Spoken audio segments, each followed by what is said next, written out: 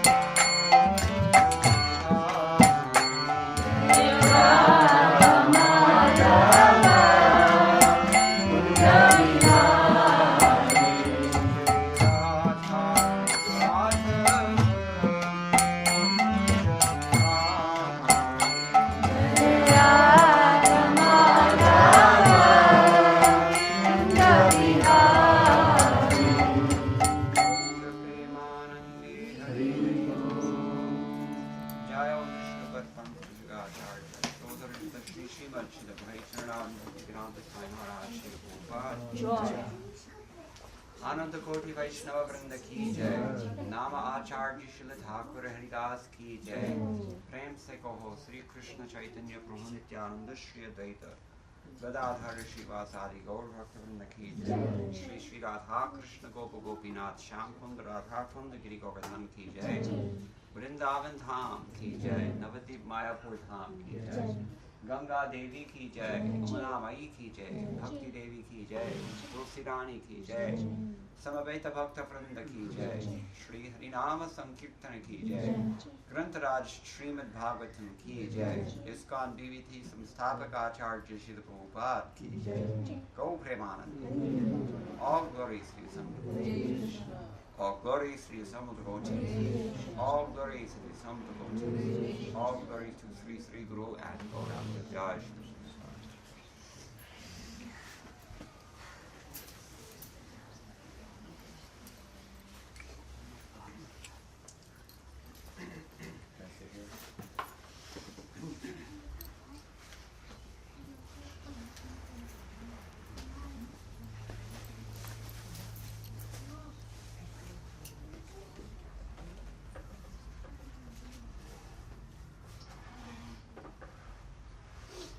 Is there any particular topic someone wants to hear about or questions?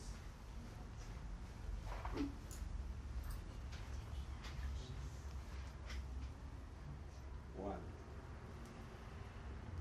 I want to hear and ask about Vaishnava Bharata and Jiva Bharata, all Bharata. Aparats. I'm an expert in that field.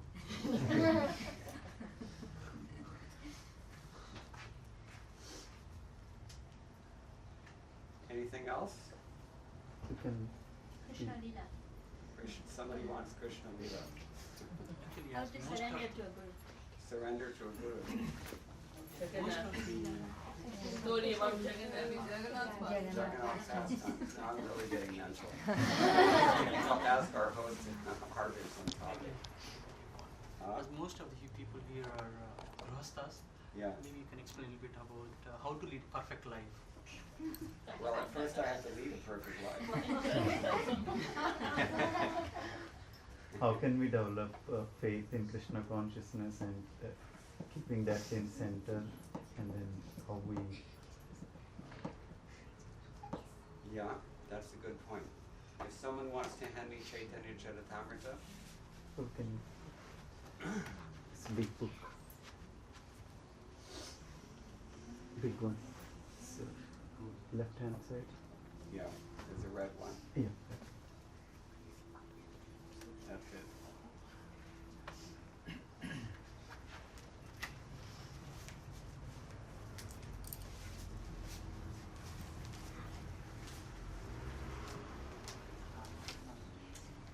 Jaya Jaya Shri Chaitanya Jaya Nityananda. Jaya Jaya Shri Chaitanya Jaya Nityananda. Jaya Advaita Chandra Jaya Gaur Bhakta Vrinda. Jaya Advaita Chandra Jaya Gaura Bhakta Vrinda. Jaya Jaya Shri Chaitanya Jaya Nityananda. Jaya Jaya Shri Chaitanya Jaya Nityananda. Jaya Advaita Chandra Jaya Gaur Bhakta Vrinda. Jaya Advaita Chandra Jaya Gaura Bhakta Vrinda. Jaya Jaya Shri Chaitanya Jaya Nityananda. Jaya Chandra Jaya Gaura Bhakta Vrinda. Now there's a topic that kind of bridges all these suggestions that we've heard. We'll read from Sri Chaitanya Charitamrita, Madhya Lila, chapter number 19. The Lord instructs Srila Rupa Goswami. Actually,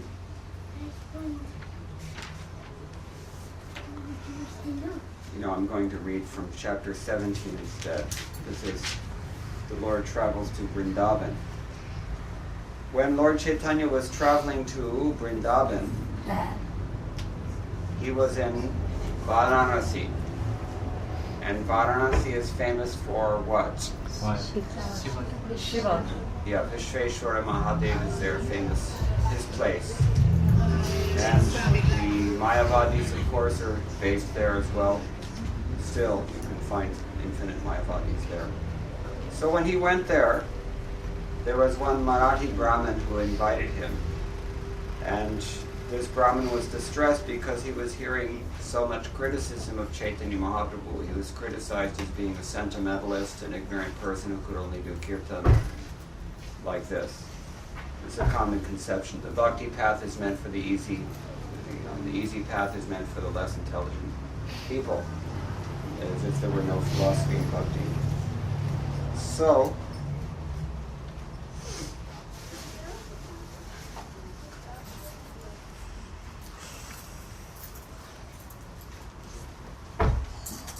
Chaitanya Mahaprabhu, this Brahmin told Chaitanya Mahaprabhu that foolish people will blaspheme you, but I shall not tolerate the words of such mischievous people, because he was extended an invitation for the Lord to take his prasadam there. And Lord Chaitanya Mahaprabhu replied, the Vedas, Puranas, and great learned sages are not always in agreement with one another. Consequently, there are different religious principles. Sometimes even devotees are not even in agreement with one another. Have you noticed? Yes. Dharmastapan hetu sadhur vyavahar purigoshanira ye acharan she dharmasar. This is Chaitanya Mahaprabhu speaking. A devotee's behavior establishes the true purpose of religious principles. The behavior of Madhavendra Puri Goswami is the essence of such religious principles. Srila Bhaktisiddhanta Saraswati Thakur gives the following commentary on this passage. A sadhu, or honest man, is called a Mahajan or a Mahatma. The Mahatma is described thus by Lord Krishna in Bhagavad-gita 9:13. Mahatmanas tumam partha daivim prakritamashtaha bhajanti ananya manaso nadva bhudadim avyayam. O son of Pritha, those who are not deluded, the great souls, are under the protection of the divine nature. They are fully engaged in devotional service because they know me as the Supreme Personality of Godhead, original and exhaustible. In the material world, the word Mahatma is understood in different ways by different religionists. Mundaners also come up with their different angles of vision. For the conditioned soul busy in sense gratification, a Mahajan is recognized according to the proportion of sense gratification he offers. Once I had a discussion with a godbrother who was perhaps a little too cynical. And we were talking about the fact that in the absence of Srila Prabhupada, in the last, say, 30 or so years, since Prabhupada left, 40 years, there are so many different divisions among devotees even, and people have different gurus even have different ideas about what is the ultimate mode of Krishna consciousness. So what do we do in such a circumstance? The obvious answer is coming in a couple of verses, the next verse actually, but I won't jump ahead to that verse. So this godbrother, he said, well, one thing is for sure. If nothing else is certain, there's one thing which is sure, and that is that the next acharya will be recognized. I mean, the only person who will be recognized as the next acharya, the self-effulgent acharya that Prabhupada mentions in his books, is the person who offers to the greatest number of people the greatest amount of sense gratification. He was being facetious. That's what Prabhupada is indirectly hinting at here. I'll read it again for those who missed it. In the material world, the word Mahatma is understood in different ways by different religionists. Mundaners also come up with their different angles of vision. For the conditioned soul busy in sense gratification, a Mahajan is recognized according to the proportion of sense gratification he offers. We're talking about those who are Prakrita Bhaktas. Does everyone know the difference between a Prakrita Bhakta and Aprakrita Bhakta? Prakrita Bhakta means he's executing devotional service, but he's on the mundane platform. And therefore, all the mechanics that are applied in this purport to the mundaner, they will, not all of them, but most of them, they will also apply to this person, because his vision has not been elevated out of what Krishna calls dvandva moha in Bhagavad-gita. What does dvandva moha mean? The bewilderment of duality. Duality is very bewildering, isn't it? Anybody here ever been bewildered? It's very bewildering, this material world. And really what bewilders us is the achintya shakti of the Lord, which makes things simultaneously one and yet the opposite. That's very hard for us to grasp.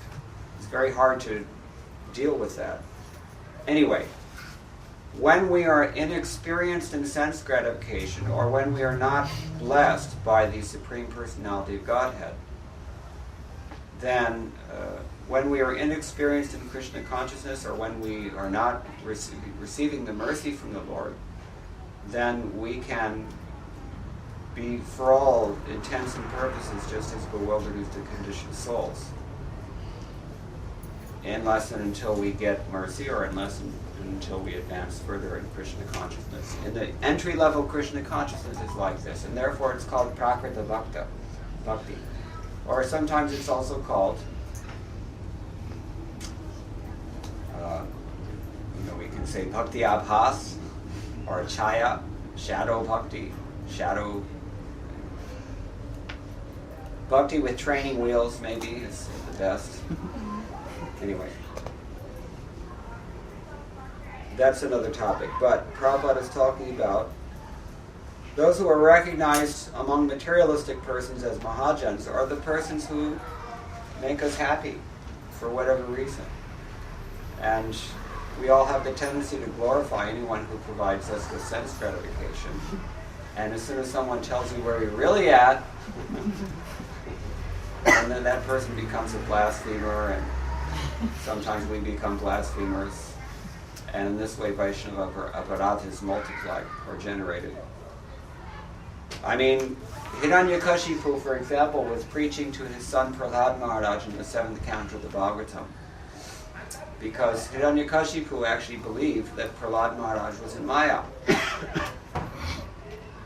This is what happens.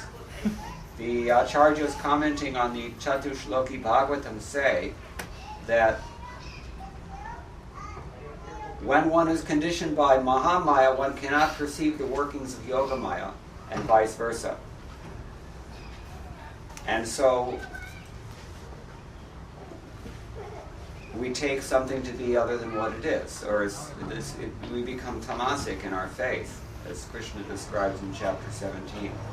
Anybody remember from chapter 17 what are the characteristics of tamasic faith? Lazy. Well, that's characteristic of tamoguna generally. But a person in tamoguna, his faith is that dharma is something that's actually adharma, and adharma is actually dharma. He's therefore striving always in the wrong direction. The English poet T.S. Eliot, he characterized this nicely when he said, "From wrong to wrong, the exasperated spirit proceeds." That's tamasic faith. He has faith, but it's completely bewildered by this dvandva moha. And therefore the faith is always applied in the wrong place. The faith is always reposed in the wrong thing, or in the wrong person, or in the wrong idea, or in the wrong course of action.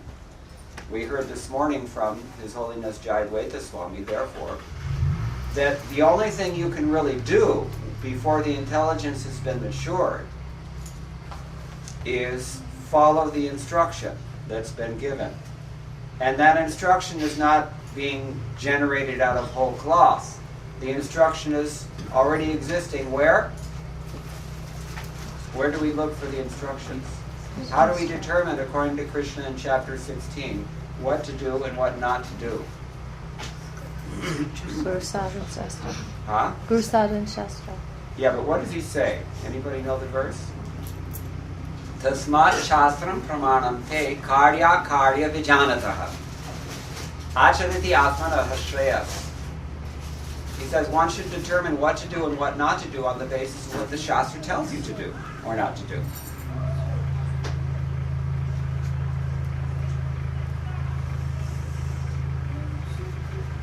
Then there's no question anymore if we just follow what the Shastra says. Or it's refined a little further by Narottam Das Thakur, who says, Guru Sadhu Shastra Bhakko Chittete Koriya Aiko. Or as we sing in the morning at Guru Puja, what is the line? Guru Mukha Padma Vakya Chittete Koriya Aiko. If only we really believed in that line and actually applied it. What is the translation? My only wish is to have my consciousness purified by the words emanating from the lotus mouth of the spiritual master. Can any of us actually say that honestly?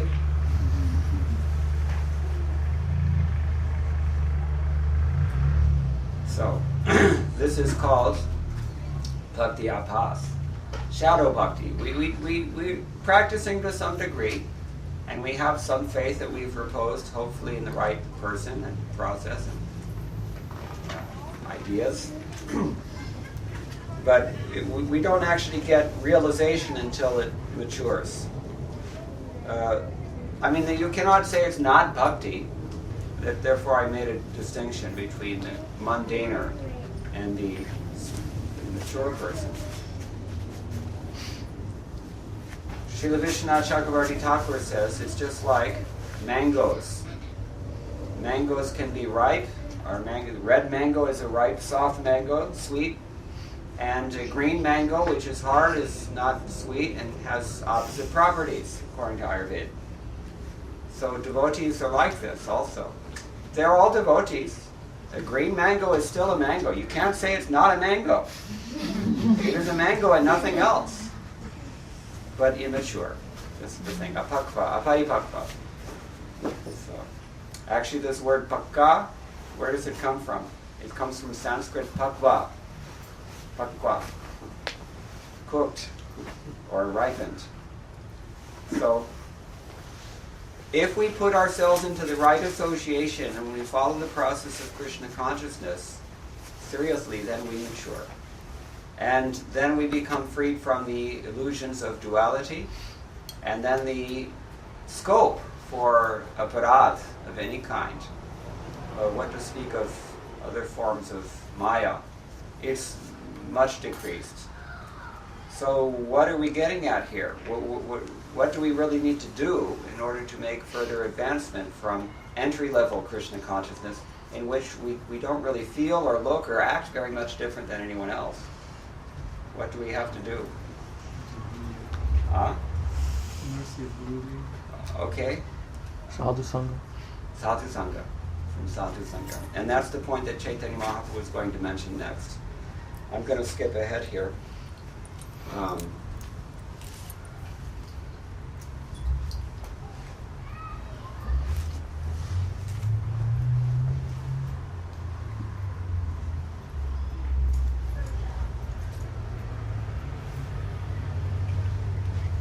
It's a very heavy statement to think about here. Prabhupada writes, it is those who are devoid of devotional service who sometimes mistakenly accept persons with mundane motives as Mahajanas. The only motive must be Krishna-bhakti, devotional service of the Lord.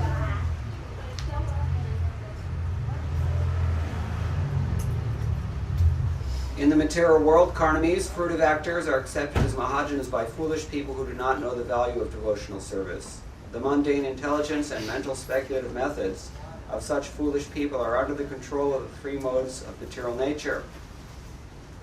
Consequently, they cannot understand unalloyed devotional service. They are attracted by material activities and they become worshippers of material nature. Thus, they are known as fruitive actors. They even become entangled in material activities disguised as spiritual activities. What are some examples Prabhupada likes to mention? Charity. Charity? Yeah, opening hospitals and giving in charity, different things like this. Mayavadis. So, as someone has already mentioned here, Narottam Das Thakur says, Sadhu Shastra Guru Bhakko Chittete Koriya Aikya. One should accept as one's guide the words of the sadhus, the Shastra, and the Guru. A sadhu is a great personality like Sri Chaitanya Mahaprabhu. The Shastras are the injunctions of revealed scriptures, and the Guru or spiritual master is one who confirms the scriptural injunctions. Excuse me, you said sadhu like Chaitanya Mahaprabhu? Yes. It's like example, right? A sadhu is a great personality, like Sri Chaitanya Mahaprabhu. The Shastras are the injunctions of revealed scriptures, and the Guru or spiritual master is one who confirms the scriptural injunctions. Accepting the guidance of these three is the actual way of following the great personalities, Mahajans, for real advancement in life. A man covered by illusion cannot understand the proper way. Therefore, Sri Chaitanya Mahaprabhu says, Dharmas tapan hetu sadhur vyavahar. The behavior of the devotee is the criterion for all other behavior. Sri Chaitanya Mahaprabhu himself followed the devotional principles and taught others to follow them. Sri Chaitanya Mahaprabhu personally followed the behavior of Madhavendra Puri and advised others to follow his behavior.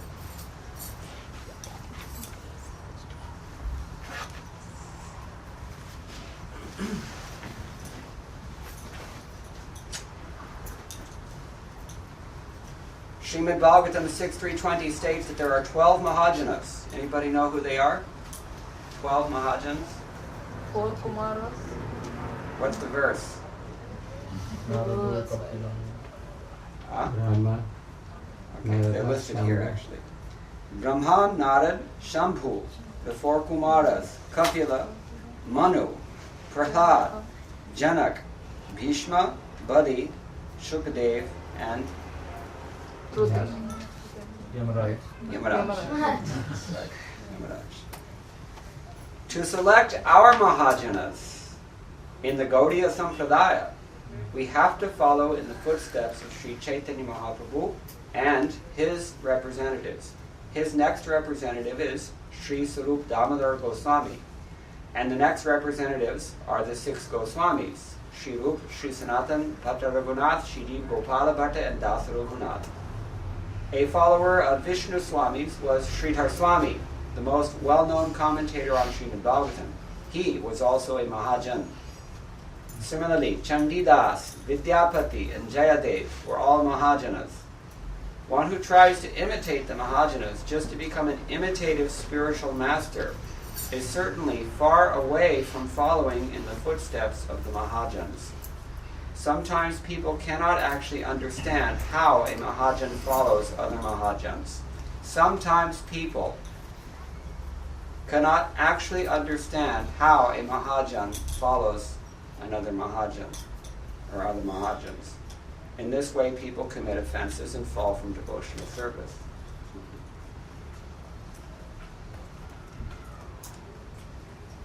I don't know how to explain that. There are so many ways that we could explain that.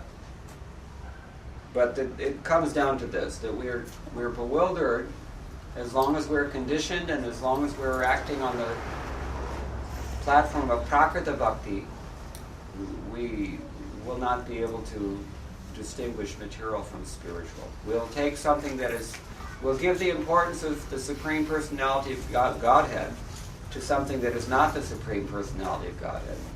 And the Supreme Personality of Godhead we'll neglect like something that is not the Supreme Personality of Godhead. That's what Bhaktivedanta Saraswati Thakur says. We always tend to do this in material life. So, here's a very important verse now that Chaitanya Mahaprabhu quotes.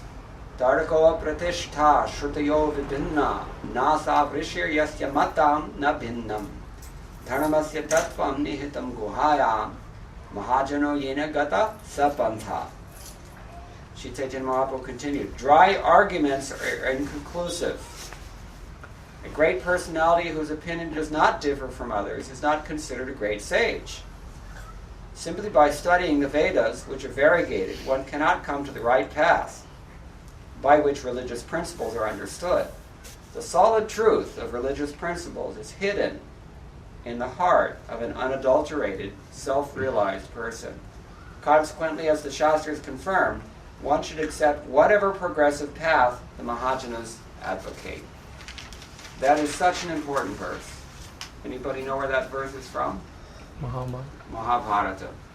Spoken by Yudhishthira Maharaj in the Mahabharata Vanaparva 3:13.117.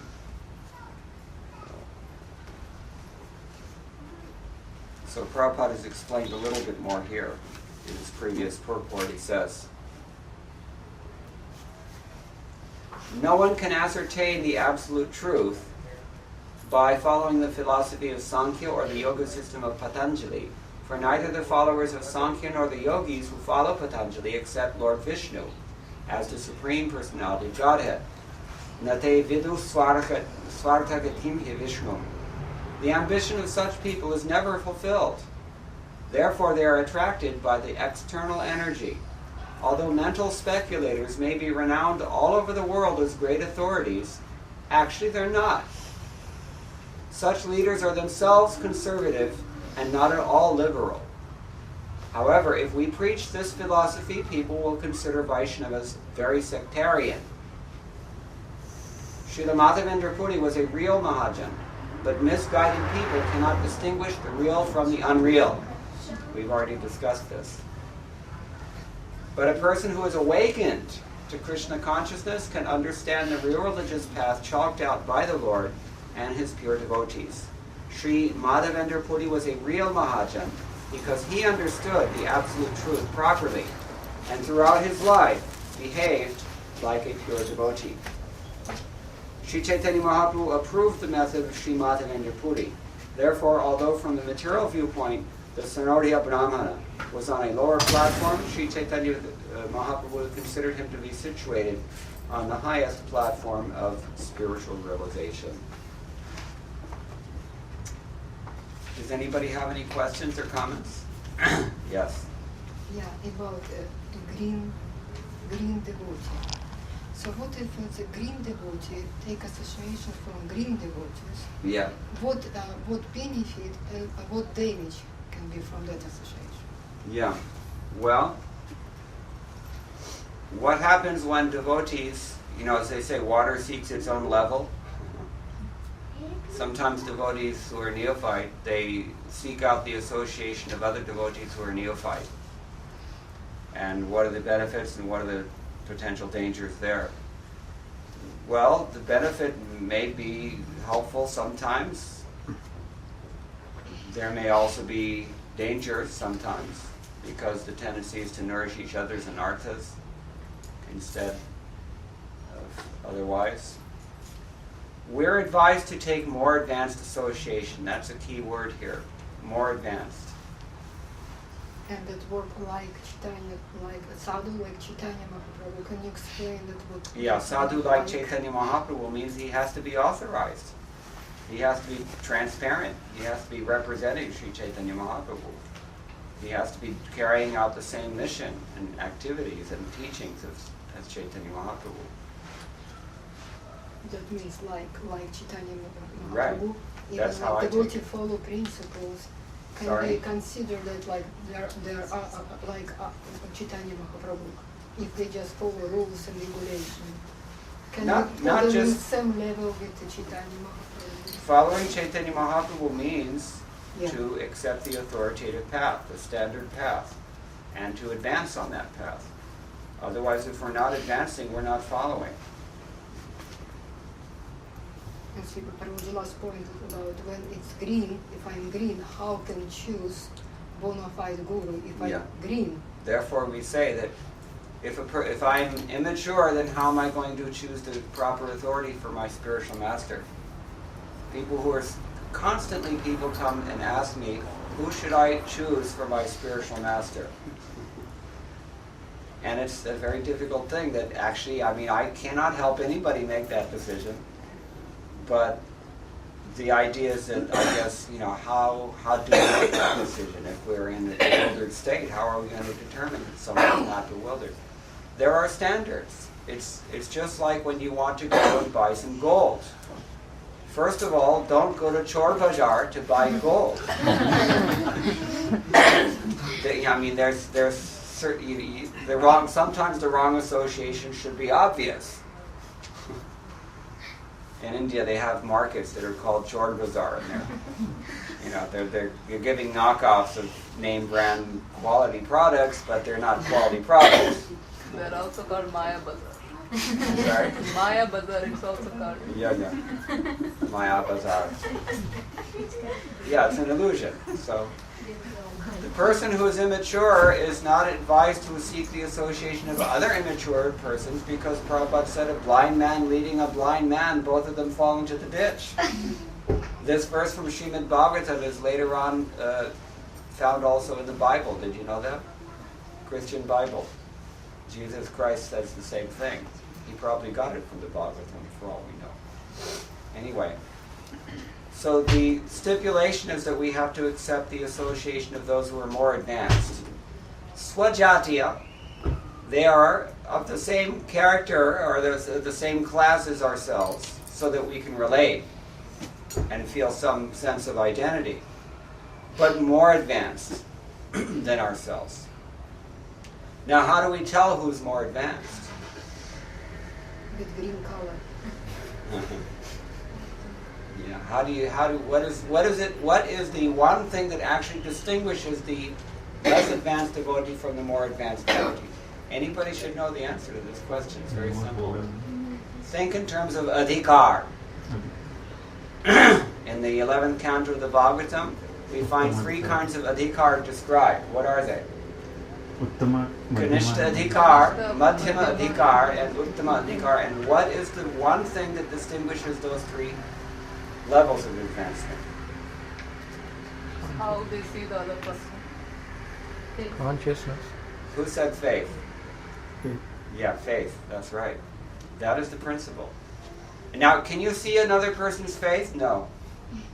You have to judge what is another person's faith by another person's activities and that person's character.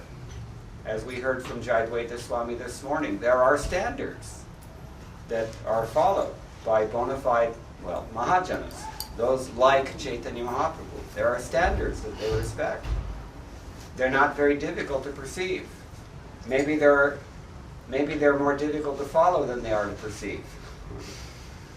And that's why people sometimes look elsewhere. There are many people who would purport to be pursuing spiritual life, but they're actually more attached to their search than they are to the answers. Anyway, so just like when you go to buy gold, you know that it has to have certain properties. First of all, you've got to know the price of gold. You've got to know what the characteristics of gold are. You have to look for a certain kind of stamp. You have to get it from a reputable dealer. So many things. And we do this. We cannot say that we're not informed. We cannot claim ignorance because we discriminate very carefully in our material life, isn't it? When it comes to money, we don't take any chances, right? Maybe we do, I don't know. When it comes to buying your car, you check it out, or at least you should. Because the effects are visible, I think, in material life. That's the thing. Therefore, in the Purva Mimamsa school, they call it adrishta. We can't see. So, visible means that you can experience very quickly the result of your foolishness. Yeah. If you go to buy a car buy a lemon from someone, for example. In spiritual life, you don't necessarily see it right away, and even other people don't necessarily see it, because there's plenty of people who don't want to see it. Prabhupada said, you can wake up a person who's sleeping, but you cannot wake up a person who's only pretending to be asleep. And we have this in this material world. Somebody who's actually not ignorant at all, knows very well what he's doing, but he's playing dumb. Right? Just like when we go on Sankirtana here. Because there's so much ever-increasing Latino population in Southern California, So sometimes you try to distribute books and no speak English. They do speak English. You know? Anyway, so this is the idea. A person has to be honest, therefore. In the Kali Yuga, this honesty is the very last leg of the bull called dharma. You know, the austerity is already gone. The cleanliness is already gone, right? Mercy is already gone. But there's a little bit of honesty, and only through that avenue. The one poet, Hindi poet, his name is Bihari. He wrote a book called Bihari Satsai. And he says that through what door shall Lord Hari enter the heart if it's jammed shut with kapak? Cheating religion. Kaitava. How's he going to get in if you closed off, sealed every entrance? You know, case hardened lock. You know, plastered it over. I mean, what's he supposed to do? If you really don't want to be woken up, then you will never be woken up. This is the way it works. And Krishna's not going to push. Upadrashtanu mantacha, he's sitting within the heart. He's watching everything. He's monitoring everything. He's giving good intelligence, but it's up to you to take it. Once I heard a lecture from one senior godbrother. This is maybe 40 years ago. And he was talking about the process of surrendering to Krishna. Every one of us has to do that on our own. Nobody else can do it for you. And nobody else sees if you're not doing it also. At least not for a while. After some time, then the symptoms become evident. And generally, as Prabhupada Swami put it very nicely, he said, the nature of Bhakti Devi is that Bhakti removes anarthas. If we associate with the path of Bhakti, our anarthas will be removed. And if we cling to those anarthas, then we will be removed along with them. So that's what happens after, sometimes we see after 10, 20 years, devotee goes away. Because actually there was something kapat inside, being very carefully cherished and harbored and protected. And when it became overwhelmingly obvious to that person that he was not or she was not going to have their motive fulfilled by devotional service, because actually we don't gain anything from this. You think you're going to get money from this? Respect? Knowledge, perhaps, if you're subtle? You're not going to get anything. You're only going to get love if you do it right. And if you do it wrong, then you're not going to get that. See? So people, after some time, people figure out there's nothing for me here, that what I really want is somewhere else, and then they go. And sometimes it takes a long, long time, because it's Kali Yuga, and we're all sumandamati. Manda sumandamati. Very dull, lazy, misguided, unfortunate, unlucky, disturbed. All the things that characterize this Kali Yuga. So, generally when we associate with others who are just neophytes, sometimes we see that, you know, the bhaktas or the bhaktis, they get together and just nourish each other's anarthas. They don't actually help each other. Sometimes they pull each other out. Therefore, it's always qualified that you seek the association of more advanced devotees, and we've defined that as the devotee whose faith is deeper than yours, but like yours. And this is another important point. You cannot be expected to repeat. What are the 6 exchanges that Goswami says in Upadeshamrita? Giving gifts. Giving gifts. Accepting gifts. What else? And disclosing the mind. Disclosing the mind. And? Pushna, right? Inquiring confidentially. What else? That's 4 of them. Giving prasad, accepting prasad. Giving and accepting. Yeah. You cannot be expected to do all of these 6 things with a person that you cannot relate with at all, right? We have to respect all devotees, but we do not have to embrace the association of all devotees. Even if someone is more advanced to you, if you cannot relate in any way, it will be very difficult. Vishwanath Chakravarti Thakur says. Therefore, Goswami has specified again here sajatiya, swajatiya. Somebody within your own group, somebody like you. And that's general. Maybe like you means according to in your own race, in your own gender, in your own, faith, in your own caste, whatever.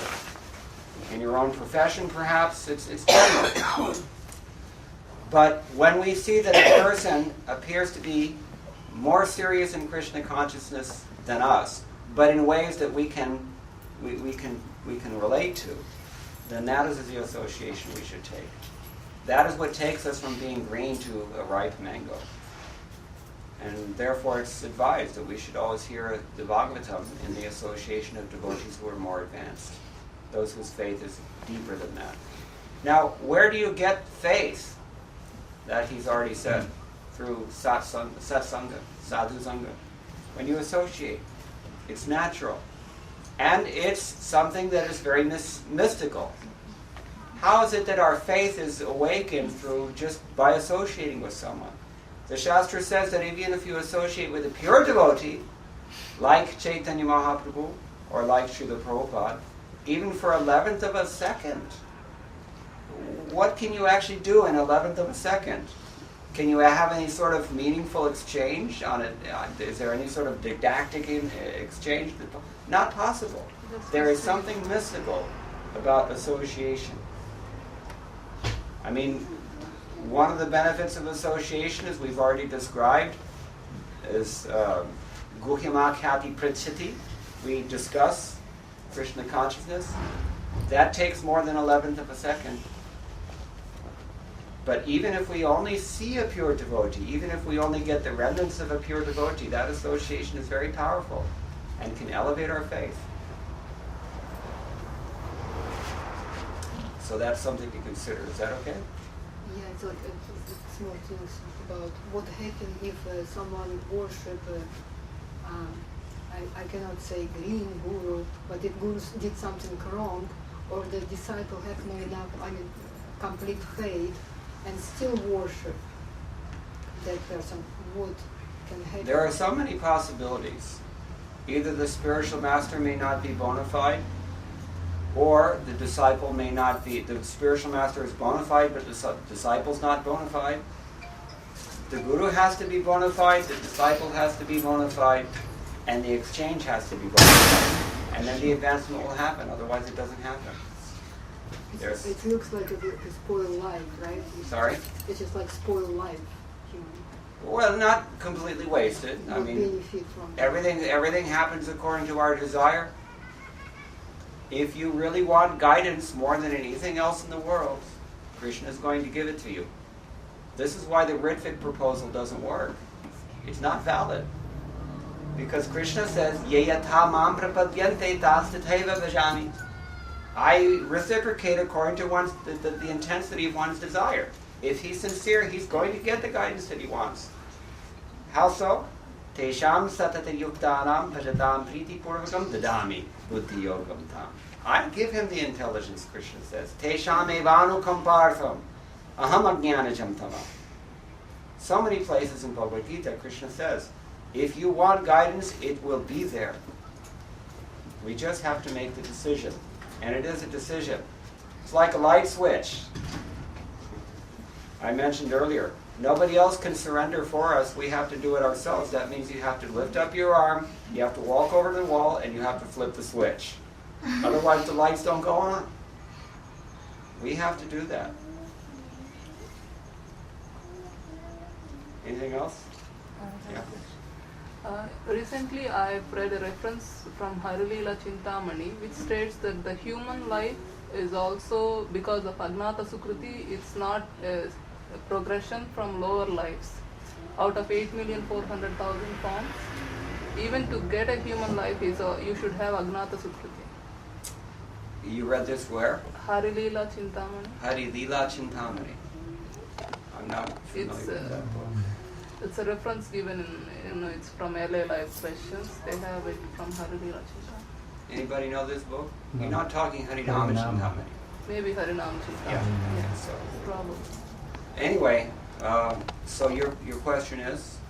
To to get a human life, it's also Agnata Sukriti, it's not automatic progression from lower. No, my understanding is that it's automatic. If you burn off all of your other karma and are left with only human karma, then you automatically are promoted to the human species. But it may take many, many, many lifetimes. That's the thing. Not only are there 8,400,000 other options, but how long are you going to spend in each one? You know? So, you know, it's very rare to get the human form of life. It's very fortunate. And within the human form of life, to get any kind of sukriti is also very fortunate. So what to speak? I mean, here we are, we're all human beings, we're sitting here in New Dwarka's Dham, and we're discussing Krishna consciousness as taught by Srila Prabhupada. I mean, we've already come 90% of the way, if you look at it from this broad perspective. We've got a human form, we found the bona fide guru, we've got some faith in the process, and we're practicing to whatever extent we are. You see? So we should appreciate that and be encouraged by that. And by seeking the association of those who are more advanced, we can advance even further in the way that we can advance. You cannot advance in a way that somebody else can advance. This is an important thing. Therefore, Krishna says twice, what verse? Parasvadharma, what is that? Paradharmat svanushtita. What is the verse? Shreyan svadharma vigunaha. Paradharmat svanushtita. It is better to do your own dharma than to try to do somebody else's dharma, because you're not somebody else. You know? Swajati. Stick to your own class and do your own thing and pursue Krishna consciousness in that way. Otherwise, it's not going to be very easy. Prabhu, you were saying that for us to progress, you'll have to, if your desire is sincere, then you'll actually get an association of somebody from where you can progress. Yeah. Sometimes even to get the desire, you need to associate. Yeah. Like, so how do you, it seems like circular, you know. It is circular.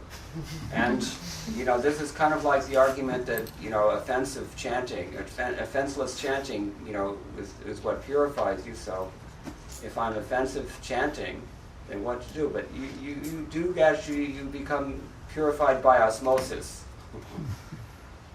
Even if the chanting is offensive, slowly, then it works. But we build up momentum, and the built-in advantage for us is that was what Krishna says, neha vikramanashosti pratyavayo nividyate. There's no diminution here. Whatever you build up, you don't go down from that point unless you commit aparadh. And that is the main reason to get out of the green stage as soon as possible. Because the green stage is the vulnerable stage. The green stage is where you're going to make all your mistakes and commit all your offenses. It's a liability, the green stage. That's, in other words, called kanishta adhikar. In the kanishta state, one sees himself as the devotee, sees everyone else as a non-devotee, sees that Krishna is only in the temple, and he doesn't exist anywhere else. He gets bewildered. And he argues about my mode of worship is better than your mode of worship. This is kanishta. So those are the people who are committing offenses, generally. But even if you're an advanced devotee, we have to always be very careful to avoid offenses. I'm a little bit deviating from your question. I think I got it. I'm sorry? I think you answered the circular part.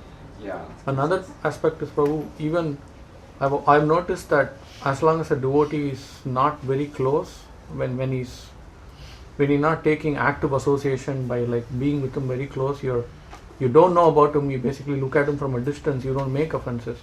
But once you start associating somebody very closely, because of my limitation or something, I start seeing drawbacks in that devotee and start making offenses. It seems to be association seems to be the only way, but there seems to be a lot of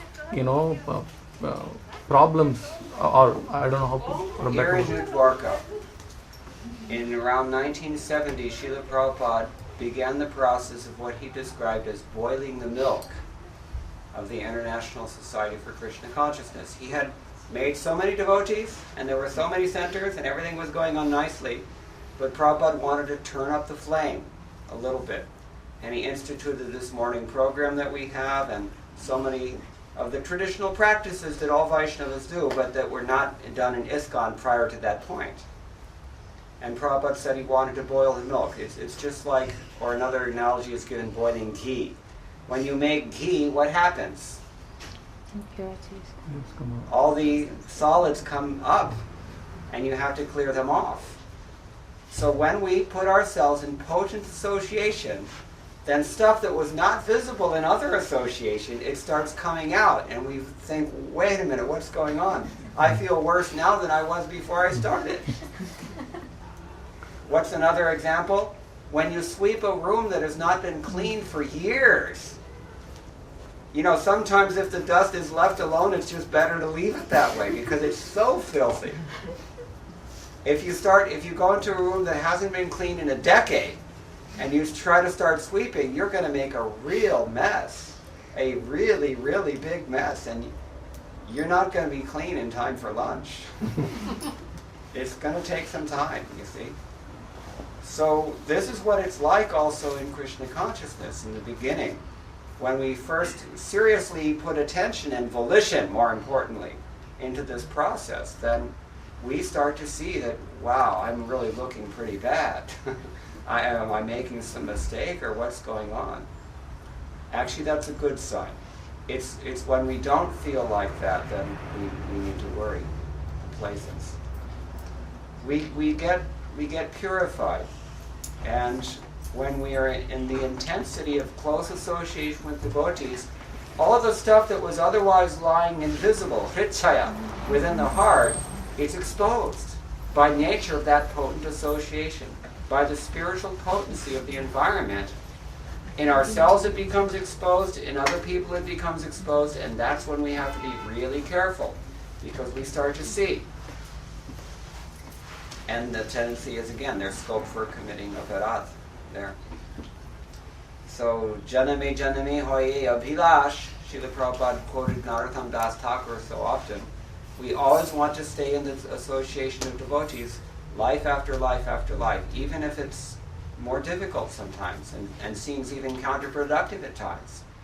Sometimes it is counterproductive if we're doing something wrong or someone else is doing something wrong. This is why we need to seek the more advanced devotees association who can guide us and clarify things. Is that okay? Somebody over here was raising. Oh, same question. Okay. And You mentioned about having human birth is kind of very fortunate. So when compared with the animals and other insects, he's sure, I agree with that. But when compared with the demigods, he's still fortunate enough? Or yes. Can you Everybody explain? heard this answer? There looks like a lot of distraction in the back at the kitchen table. The boy at the back had a question. Okay, just bookmark your question and we'll take his. For those who didn't hear, the question is, the human form of life is a great advantage for Krishna consciousness, but what about forms of life that are considered superior to the human being, such as demigods in Svargaloka? Who knows the answer to this question? Is that also a greater advantage than the human form? No. Even the demigods comment it. What's wrong with the demigods? No. They have too much happiness. lot of material pleasures available. Too much sense gratification. It's just like we heard the other day. Devotees in Ukraine as opposed to devotees in Hawaii. There's a very big difference. It's a noticeable difference. When you're really suffering, it's actually a good thing for bhakti, even though it's not very pleasant. And when everything is just great, that's like, you've allowed the dust to settle to a comfortable degree, and you don't have to deal with it so much. You see? Therefore, Krishna puts us under pressure from time to time. Because, it's not expected that a conditioned soul is always going to be very eager to undergo tapasya. So is it correct to say like having turbulent life or some Maya it's going to help you for progress spiritually. The question is it therefore correct to say that having a turbulent life or having some Maya is going to help you advance in Krishna consciousness? Well, we've got to define our terms here, I think. Some Maya in the form of turbulent life, I think, is what you mean, yeah. Well, it's actually not necessarily Maya. That's the point. If we shut this door, then the flies don't join us for dinner. Later on. I know, because I'm living here, I know. So, sometimes the turbulence in our life is Maya, and sometimes the turbulence in our life is not Maya. Sometimes it's Krishna's mercy. What do we call it? Tough love. Tough love. Sometimes it takes this. I mean, when the child is naughty, then you turn him over to a stern uncle, and the stern uncle will do the needful. And it's not very pleasing for the child, but it's good for the child. And we are only doing it because of love. You see? So Krishna's like that. He tells Arjuna, Yatechasi tathakuru. He's not forcing anybody. You do what you want. I've told you everything. You've understood everything. Now it's your choice. You can, as you wish. But please understand that either if you don't serve me and reciprocate with me in loving devotion, then, Maya's going to take you and just beat you to death. So, sometimes it's Maya in that way. But sometimes it's actually Krishna's personally monitoring the whole process because he's taken a personal interest in us. Isn't that encouraging? You can see this as Maya's test, but it's much, much more encouraging to see that this is Krishna's love. Is it not? Krishna cares enough about me that he's putting me through this difficulty. Let me see if I can prove myself to him. And we get infinite opportunities because this mature world is offering so much misery, isn't it? At every step there's a challenge. Whatever Maya you're in, it doesn't make any difference. It's not going to change the mechanics of this operation. This place is difficult, period. And it's our own vantage point that is the pivot. Is that okay? Shachidulal. You may follow the Four Basic Principles for years and years and years. And the challenges will come years after years, every day, or maybe every month. How do we know Krishna is, how do you know we're loving Krishna? How do we know that? There was a devotee, the story here in Los Angeles, I think. They used to have over here where this, what is there now? Near the farmer's market, there was a supermarket there. Right. Dalian's Market. Yeah. Remember that place? Yeah. So devotee Prabhupada asked him to go buy an eggplant. So he went and bought an eggplant. And when he came back, he told Prabhupada, the whole time I was in complete Maya. I was just looking at all I just totally forgot Krishna. Prabhupada said, did you get the eggplant?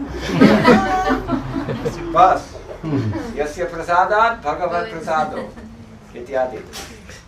If we please the spiritual master, then we get mercy and we advance. If we don't please the spiritual master, then we don't advance. Period. And how do we know that we're pleasing the spiritual master? We mentioned a moment ago with regard to this Shastras. You follow the instructions. And the instructions are not so abstruse, not so difficult. In the sense that they're not hard to understand. They're difficult perhaps in the sense that we don't wish to follow them. But it's like Jayadvaita Swami said this morning. You chant your rounds, you come to the temple, you associate with devotees, you follow the principles, you read the books. Read the books! Did you hear that? Read the books. 4 or 5 times in this lecture I've asked people for verses and I get no response. I don't know how else to interpret that. These books are there. Prabhupada said, without knowledge you cannot perform voluntary tapasya. And without hearing, you cannot cultivate knowledge. You've got to hear. Guru Mukha Padma Vakko Chitte Te Kori Aikya, I mentioned already. We cannot honestly say that our only desire is to be purified by hearing from the words of our spiritual master. That's a big problem, and Prabhupada noticed it even in those days, and I think it's gotten worse since Prabhupada left. I can say this from a historical perspective as one of Prabhupada's initiates. So, is that okay? Does it answer your question? Anything else? Yeah. Chaitanya Mahaprabhu said, crying is a great transcendental pleasure. What's your view on this? Crying? Yeah. Okay, where did Chaitanya Mahaprabhu say this? Just out of curiosity. I don't know. You don't know. Neither do I. No, I just read something. Okay, crying is a great transcendental. Well, if it's transcendental crying, Yeah. I will not disagree with that. Srila Vishwanath Chakravarti Thakur says it's like dry ice. I've been reading Padyavali lately, and there the commentator is describing the sentiments of Srimati Radharani, many of the verses are attributed to Srimati Radharani, even though they also manifested in this world through the mouths of mundane poets in some cases. That's an interesting thing. But the gopis, and especially Srimati Radharani, they're constantly criticizing and complaining about Krishna. And they're constantly crying because of things that Krishna says or does. But that's actually transcendental ecstasy, no matter how vehemently they object to it. And that's like dry ice. We cannot understand how something that is ice cold can burn you. But dry ice does that.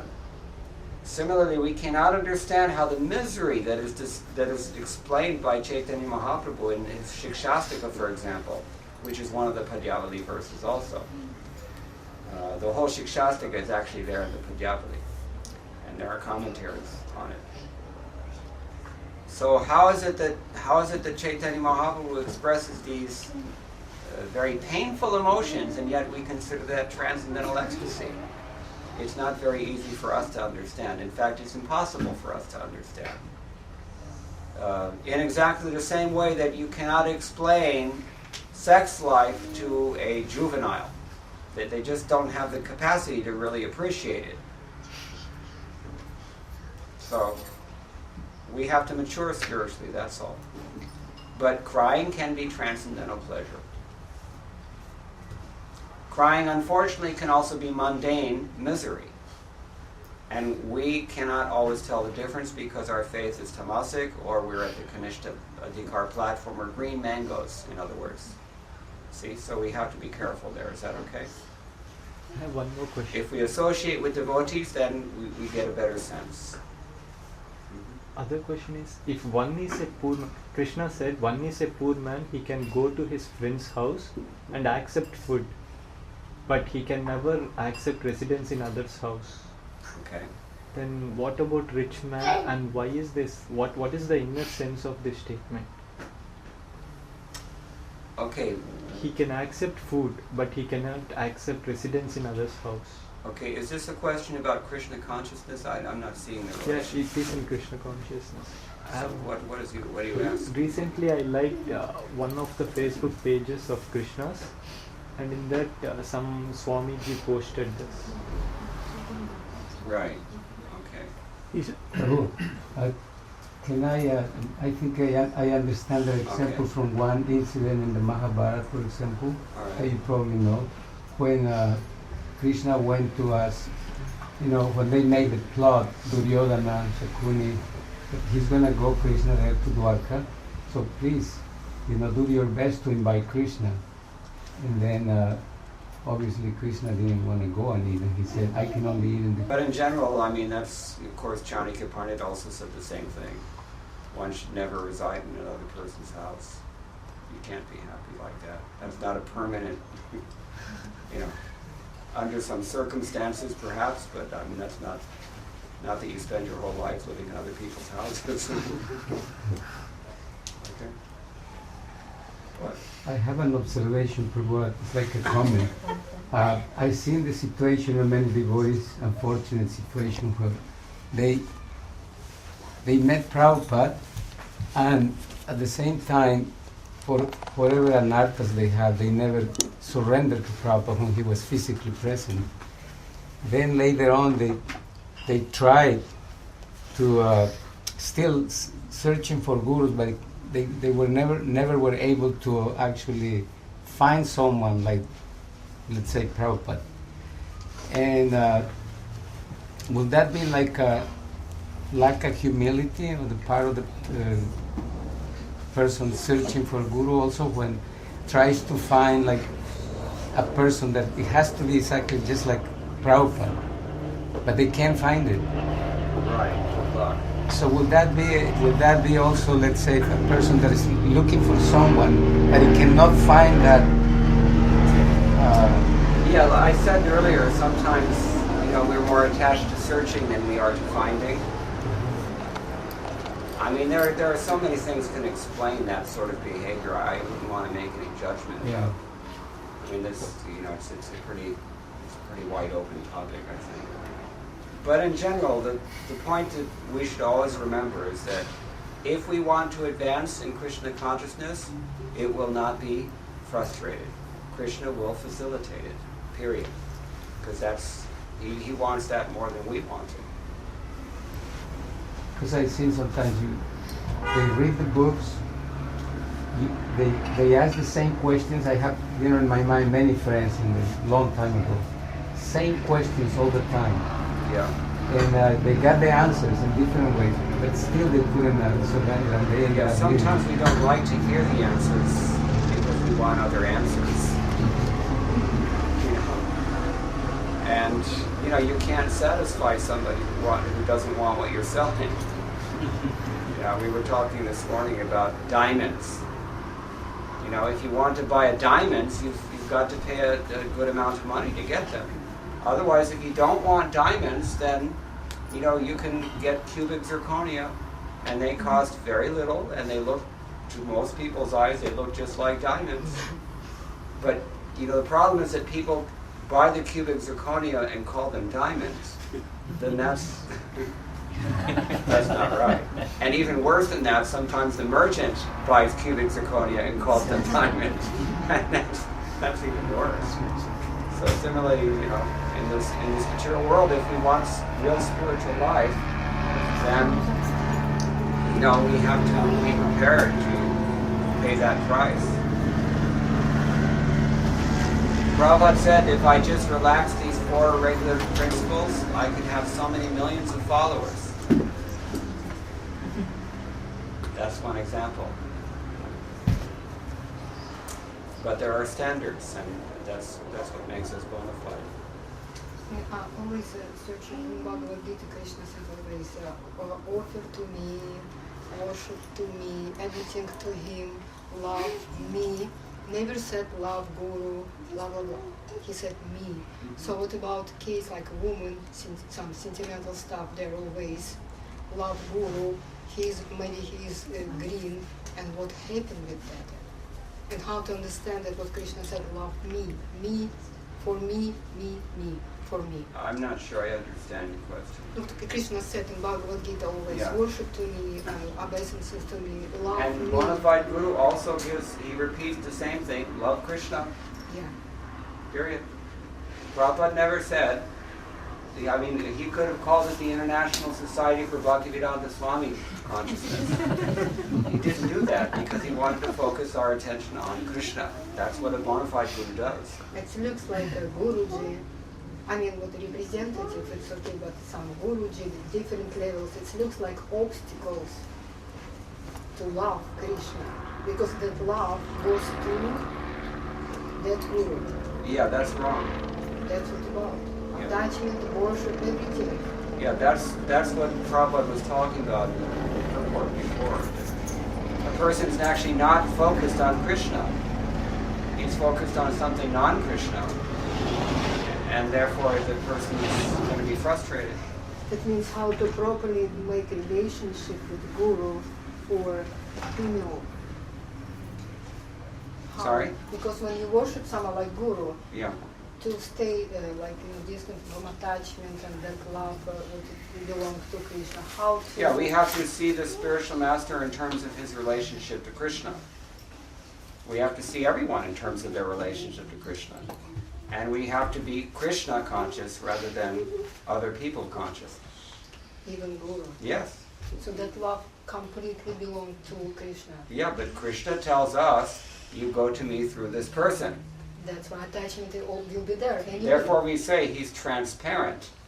Transparent means you see right through him.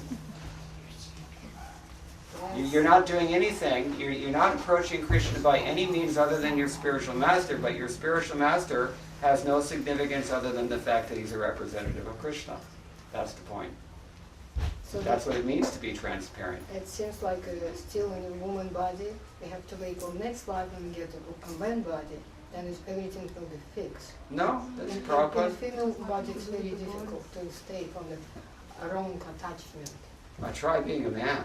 It's not easy, huh? The women have certain advantages, the men have certain advantages, and they each have certain disadvantages. And you've got to deal with what you've got, and you have to tolerate whatever difficulties are there and just push.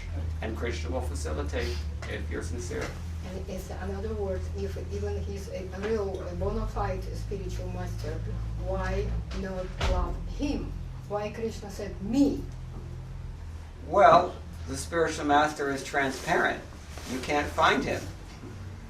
All you can see is Krishna. It's like Prabhupada. Well, what is Prabhupada if not Hare Krishna, Krishna Krishna, Hare Hare, Hare Ram, Ram Ram. Do we go to Srila Prabhupada to talk about politics, or to get advisement for investments, or to buy a car, or someone? Srila Prabhupada is all about Krishna. That's what bona fide Guru means. He's representing Krishna only. Period. Anything else? Yeah. Just, there's another question and I wanted to expand on. You want to know if you could explain duality. My question is, how do you accept or come to grips with it? Okay. Well, duality means that in this material world we're always bewildered by opposites. Hot, cold, rich, poor, man, woman, young, old, adi, adi, adi. And it creates problems because we get attached to a certain paradigm, and then the opposite comes along and destroys our paradigm. So we have to tolerate that, Krishna says. Just like it's hot in the summertime and it's cold in the wintertime. I'm not sure what else to say, because I'm not sure maybe what the significance of your question is. So how do you accept and come to grips with the diverse scenarios that are presented to you? How do you keep your balance in those scenarios? Balance. Balance means? That you're not destroying. Yeah, that's by practice. Practice in good association with knowledge, as I said earlier, by chanting Hare Krishna, Krishna Krishna, Hare Hare, Hare Ram, Ram Ram, Hare Hare. We follow the process of Krishna consciousness, and gradually we become more fixed in self-realization. And the natural characteristic of that self-realization is that we are less disturbed by other things. It's a gradual process. We have to be patient, we have to be determined, we have to be properly guided, etc. As Rupa Goswami is described in Upadeshamrita. Is that okay? It's a general answer because the question is also very general. A few moments ago there was a question around the corner. Is that it? Yeah, that was it. Okay. How practical it is for the current generation to practice that statement of Srila Prabhupada, simple living and high thinking? Oh, this is a huge topic. Simple living and high thinking. Actually, Prabhupada, that's not just Prabhupada, as you know. Yeah. That comes from Gandhi, and it comes from ultimately from Shastra also. Right. It's always possible to live a dharmic life if you want to, but to the extent that we don't, then things get worse in such a manner as to make it harder. You cannot erase what is eternal, Sanatana Dharma. The eternal nature of this world cannot be changed. Simple living, high thinking, living in accordance with the laws of nature, that is the way that we live in this world. But the extent to which we ignore that and pervert that creates difficulties in actually realizing that aim. Yeah, if the helicopter's gone, we can open up. It's getting too long. So, for example, if So how practical is it in the current generation? Well, each generation it becomes harder and harder. That's the nature of Kali Yuga. And it's now been about at least 1 or 2 generations since Prabhupada gave the instruction that he said was the remaining 50% of his mission, in which he was very strongly emphasizing the socioeconomic ideals of all people, Mahatma Gandhi. Prabhupada's teachings on the socioeconomic level are not distinguishable from those of Gandhi. It's when he comes to philosophy and theology that the distinction is there. And Prabhupada instructed his disciples that he saw having difficulties, how to live properly in this world so as to minimize those difficulties.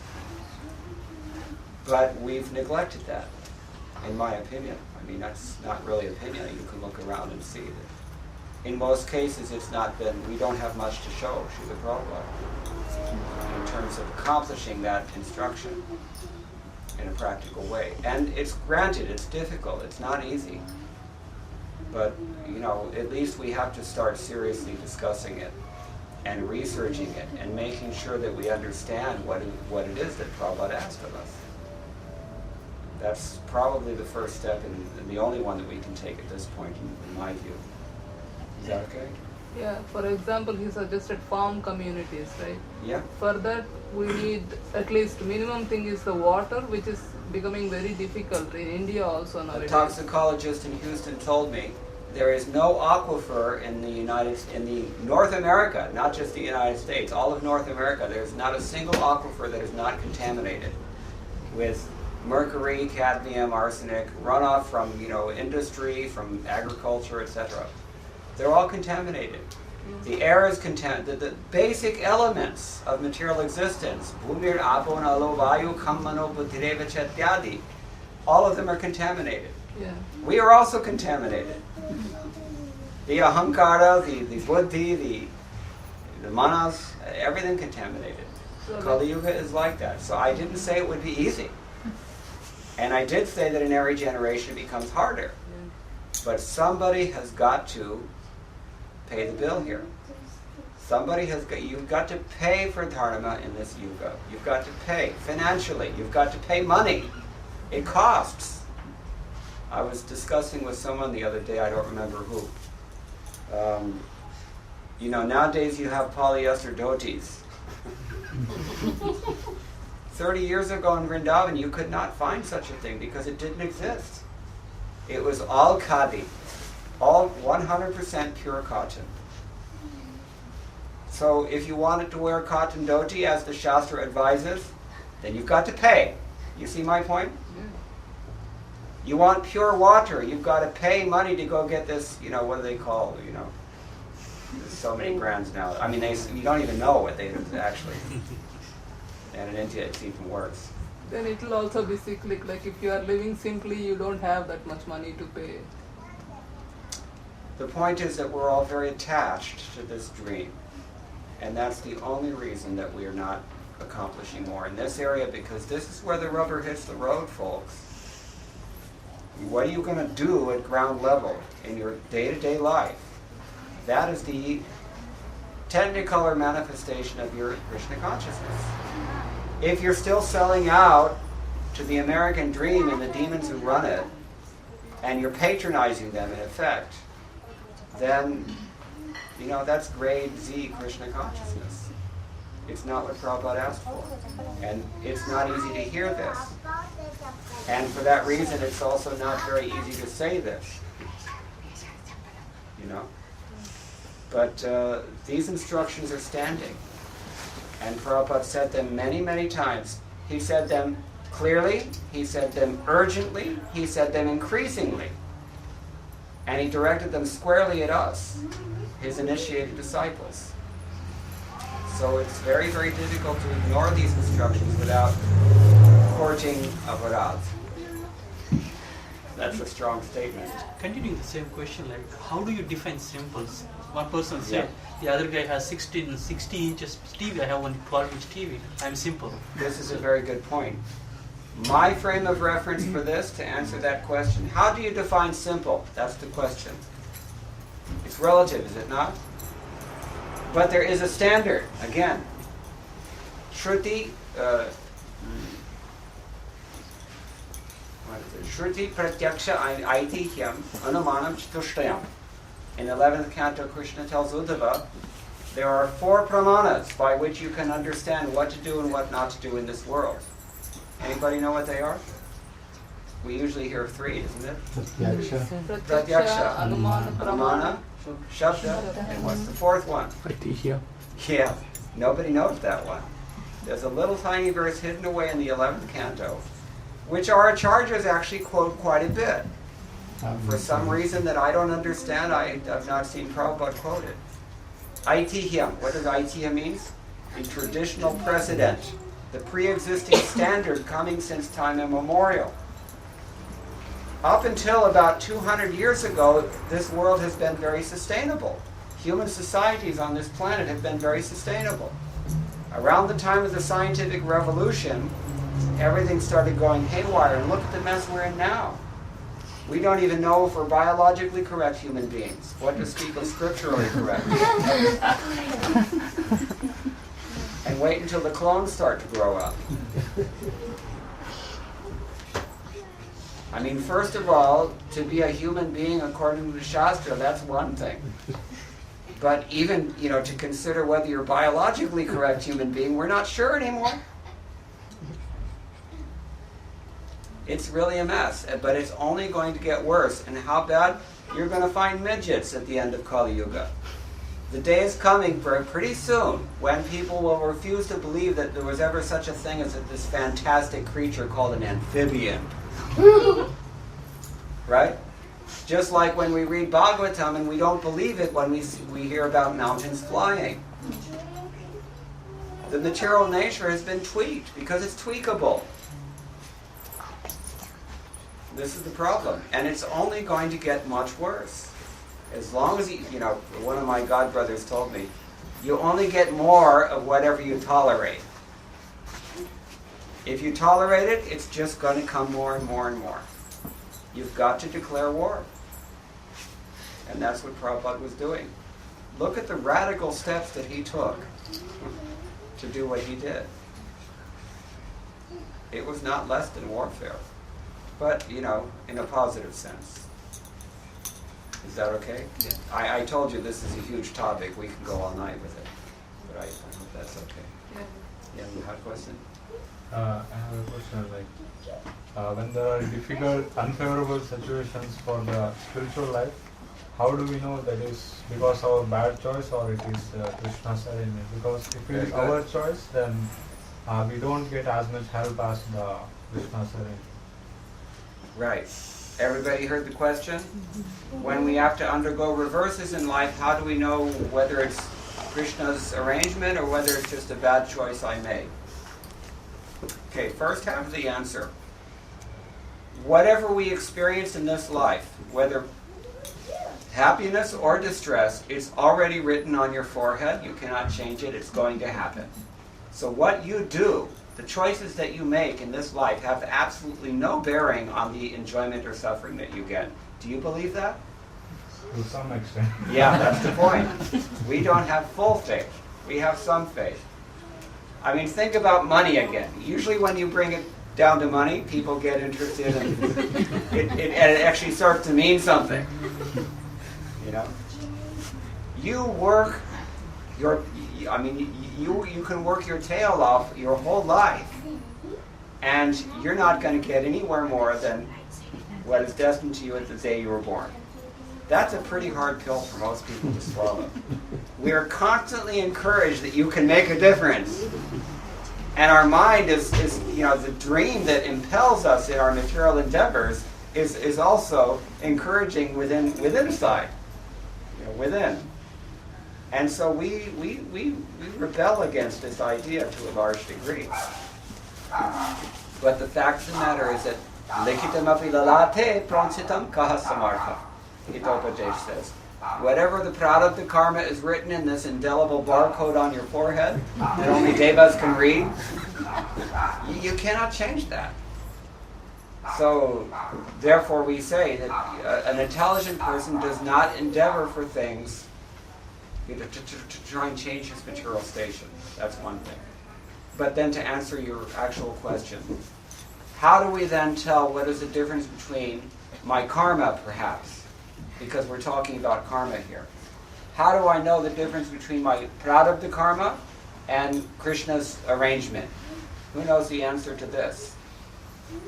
If you, let's say you have to undergo some suffering, is it because I've got bad karma, or is it because Krishna is showing me some special mercy, or maybe Krishna is chastising me, or what? Right? Who knows? Who can answer this question? Krishna is using our bad karma to beautify us. Okay, that's a smart answer. Anything else?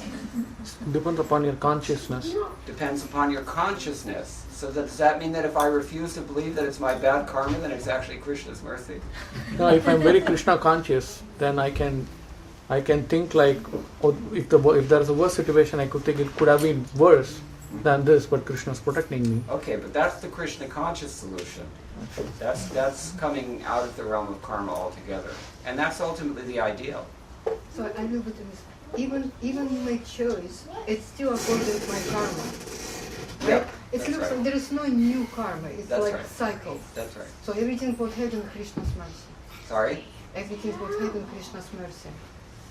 I didn't hear Everything what happened is Krishna's mercy. No. Every no. choice. No. So what?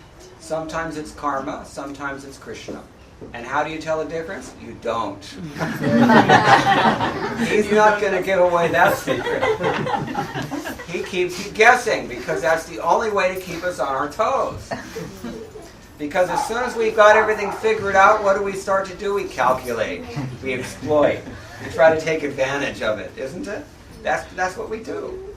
Therefore, he's not giving out that secret. He keeps us getting. Karmani nirdahati kintu cha bhakti bhajam means sometimes he's going to remove some karma that you should have suffered.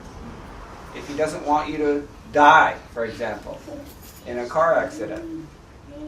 And sometimes he's not going to do that. As she said, it may be good for you, for your spiritual advancement. When we become devotees, or even when we declare to Krishna that I want to be a devotee, watch out. Because he'll take you up on it. And from that point on, he's going to take personal interest, as we were mentioning with regard to your question. So, but the point is that he's not going to tell us. Not going to tell us. Is that true for the spiritual aspect also? Like some situations are like, suppose association of devotees, and sometimes we get the association, but some other times we may have to live within a difficult situation. Yep. So that is also Krishna's arrangement, or well, this is much more subtle and difficult. This one, because sometimes what we take to be we're in a position where we are able to take Krishna consciousness very nicely, and we feel like we're advancing. And sometimes that's actually only good karma. Sometimes I'm just in my Jupiter period, right? But we have to be careful there also, because we don't know. And therefore we don't want to assume that, this is just something mundane karma, when in fact it's Krishna's mercy. Imagine that offense. How Krishna will feel if we just dismiss his mercy as, just karma. You see? So we have to be very careful there. When we suffer, we don't really know whether it's Krishna's mercy or whether it's our karma. When everything is going great, also, we don't really know whether it's our good karma or whether it's Krishna's mercy. But when we get good association, that we have to say invariably is always Krishna's mercy, because that is the thing that elevates us. So that much we can say with confidence. When we get good association, means either perhaps generally satsanga, sadhu sangha. But all the things that facilitate Krishna consciousness, that we can say generally is Krishna consciousness. But on the same lines as Prabhuji is asking, I think Rupa Goswami, Nectar of Devotion, says one of the characteristics of bhakti is kleshagni. Yep. Which is burns the effects of material things into ashes. Mm-hmm. So if that is characteristic of bhakti, can we, because then we can be confident whatever happens, like prarabdha or aprarabdha, because prarabdha means which is going to fructify in the future will be already burnt and it will not fructify, but what is already manifested will be subdued. Yes. So then we can be confident and we can... Sort of. Anybody want to comment on this? Maybe you can restate your question a little simpler. So one of the characteristics of bhakti is to burn the effects of material activity. Yeah. So and shubhada. and then these creates are the excellences shubhada. of sadhana bhakti, not bhava bhakti or prema bhakti. Even in sadhana bhakti, you will get all of your miseries removed. Not all of them, but you will have miseries removed, and you will get all auspiciousness. Shubhada, kleshagna. These are the two characteristics when we embrace sadhana bhakti seriously. These things happen. So that means when a devotee engages in the path of devotional service, that is through the mercy of Guru and Krishna only, right? Yeah. So that means if whatever difficulties come, it will act as a mercy of Krishna only. Not necessarily. Actually, this is a very interesting point. I was studying Jiva Goswami's commentary on Bhakti-rasamrita Sindhu sometime recently about this point of prarabdha and aprarabdha karma. Now, prarabdha karma means whatever is on the docket for playing itself out in this lifetime before you die. You have to have some degree of prarabdha karma remaining. If all the prarabdha karma is destroyed, then what happens? Your body is destroyed, because the body itself is also prarabdha karma. Some prarabdha karma has to stay. Some degree has to stay. Which brings us back to his question about what stays and what goes. Right? Now, it gets more complicated than that. Aprarabdha karma has 3 subdivisions. That is to say, the seed has been planted but not yet sprouted or fructified. The seed has fructified but not yet sprouted, and the seed has sprouted but it's not yet borne fruit. Fruit would be the, metaphorically speaking, the prarabdha karma. So all these stages of karma, they all may or may not be present in a devotee's life. Even though we know that chanting the holy name, for example, destroys prarabdha karma, even aprarabdha karma also, but not all of it. Now, some places in the Shastra, Jiva Goswami says, they say that a person's karma is immediately destroyed. Anybody know the verse? Sadhya Savanaya Kalpate. A person who chants the holy name, even if he's born in the family of dog eaters, he becomes immediately qualified to perform sacrifices. It's stated like that in the Bhagavatam. And in other places it says kravashaha. Gradually that person becomes purified. So how do we reconcile this apparent contradiction? Jiva Goswami says it's like this. If you take 100 lotus leaves and you stack them up back to back and you push a needle through it, you can say you've immediately pushed the needle through all 100 leaves, correct? But it's not immediate. First it goes through one leaf, then it goes through another leaf, then it goes through another leaf, then another leaf, 100 times, then it's finished. In this way, in the eternal scope of things, whatever degree to which we are experiencing our karma in this world, it may, in the eternal scope of things, it's immediate. This life is nothing. Infinitude of eternity. But at the same time, it doesn't necessarily happen just at the snap of a finger. It may take some time, even within this life. So that's a very subtle point, but it's an important one to consider. And this is why we see sometimes that even, and somebody asked me this question, when a devotee takes initiation, we say the spiritual master accepts all of his karma. So then what happens? Because we still suffer. So is that Krishna's chastisement, or back to the previous question it brings us? This explanation is the answer to that question. A devotee may not necessarily be freed from all the karma right away. It may take some time. And it's an individual thing that Krishna is personally monitoring in each and every case. Is that okay? Yes. Anything else? If not, then I think we can stop here. One more question. You said that by not following the instruction of the spiritual master, especially in regards to the other 50%, that was acarya. So from our position, what can we do? What steps should we take, and how should we move forward? What do we do about varnashram dharma? Yeah. This is a topic that I've heard many, many elder devotees that I respect comment on in the same way. Govipadananda Prabhu was one of them. Bhaktivedanta Swami is another one. Very learned people. Mostly we can see that in ISKCON since 1970, Srila Prabhupada established certain farm communities and gave instructions about what we should do on them. Mostly the persons who purchased the land or tried to farm that land, they had no idea how to purchase land or how to farm land, and had no idea what is good and bad farmland and what is farming even for that matter. Most of the projects have failed, but not because of material inexpertise as much as a lack of understanding of dharma.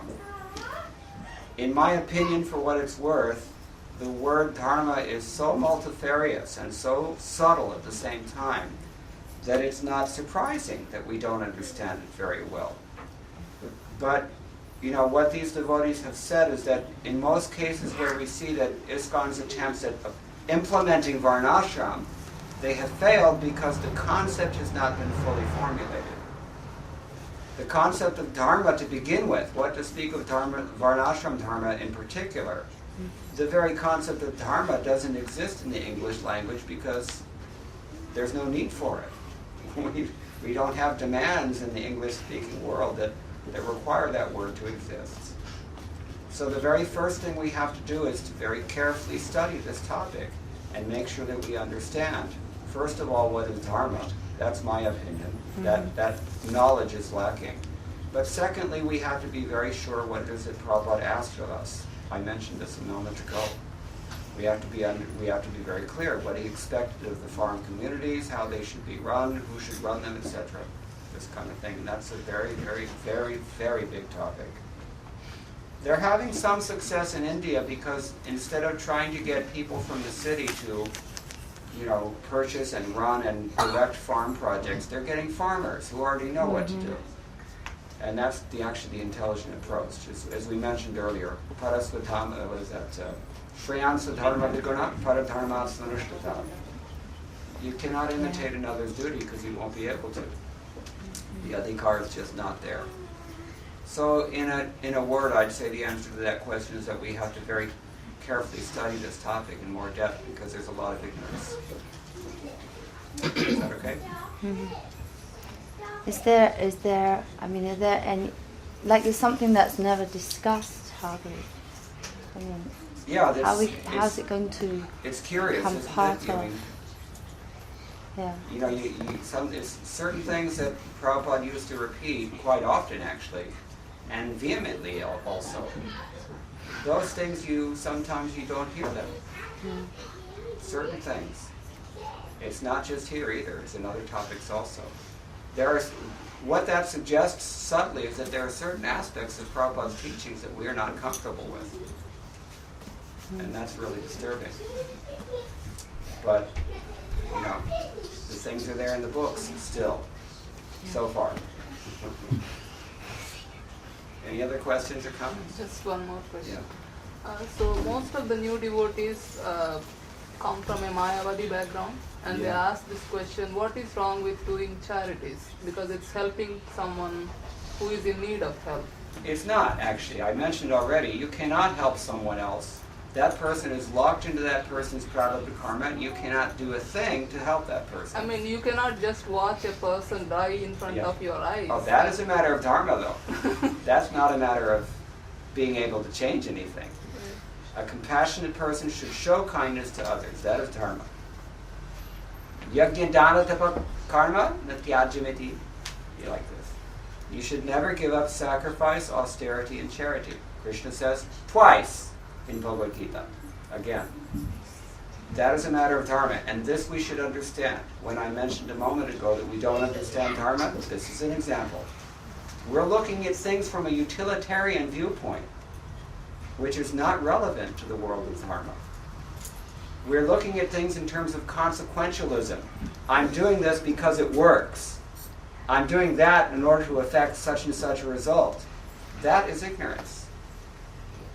The only reason to do anything is whether it is dharma or adharma. This is the Shastric perspective.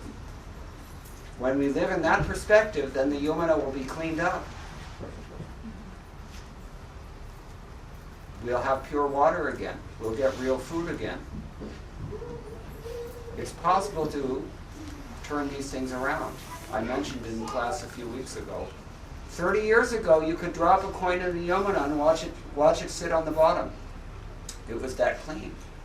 It's not possible now. But it's a problem that's only 30 years old. The problem is that how many people in this world are over 30 years old? They have no idea. Every generation comes in and assumes that it's always been this way, but it hasn't. Dharma has always been this way. Adharma has not always been here. That's increasing each generation. And we learn that as we pass through several decades. By the end of about 60 or 70 years, we finally figure it out that it's getting worse.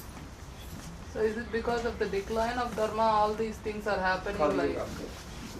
Yeah, it's natural. It's not unnatural. But what is unnatural is our capitulation to that, to the forces that are driving that. We make no attempt to retain dharma. That's wrong. And I think that Prabhupada's instructions militate against that mentality. Okay? I think we have to stop now because it's getting late. So, thank you very much. All glories to Srila Prabhupada. Great Mukunda Datta Prabhu ki.